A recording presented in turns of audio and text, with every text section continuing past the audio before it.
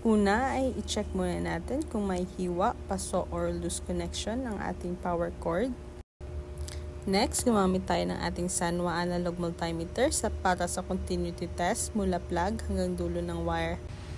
So, na-identify natin na open or walang continuity ang ating line 1. Next, i-check naman natin yung continuity ng line 1 mula dulo ng plug hanggang sa wala pang thermal fuse. Una, good pa siya, pero nung nag-test tayo ng after ng thermal fuse ay open na yung ating line.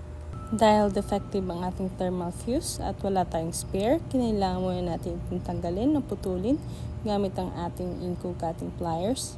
Ang magiging disadvantage lang ay mawawala ang proteksyon laban sa overheat o electrical fault. Lagyan na lang natin ulit pag may spare na tayo.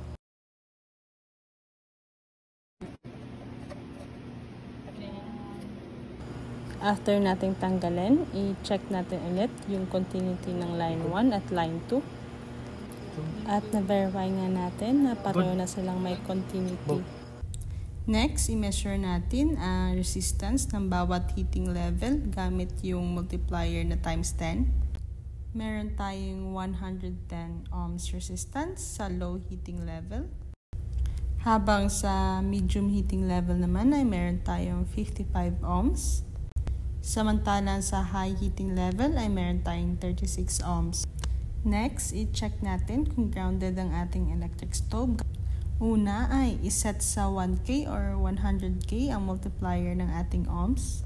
Next, yung line 1 at line 2 to body. Ibig sabihin, ititest mo ang resistance ng line 1 at line 2 papunta sa metal or body chassis ng stove gamit ng ating multimeter. Yung purpose nito ay para malaman natin kung may leakage o grounding problem sa stove. Kung ang resistance ay nasa 10K pataas, ibig sabihin tolerable pa o walang direct ground connection. At ang electric stove natin ay hindi grounded, walang short papunta sa body. Kung ang resistance naman ay mababa sa 10K, ibig sabihin may grounding issue. Possible na yung electrical components, yung heating element or wire insulation ay posibleng dumikit o nagkaroon ng leakage papunta sa metal. Delikado ito kasi pwedeng makuryente ang gagamit. In short po, kapag mataas ang ating resistance o mas mataas pa sa 10K, safe gamitin at walang ground fault ang ating electric stove. Kapag mababa naman ang resistance, may short o leakage sa body, kailangan i-check yung heating element niya, baka may sira sa insulation or yung wiring, baka natunaw at tumidikit sa chassis. At switch o selector kung may lamat o carbon track na kumukonect sa metal.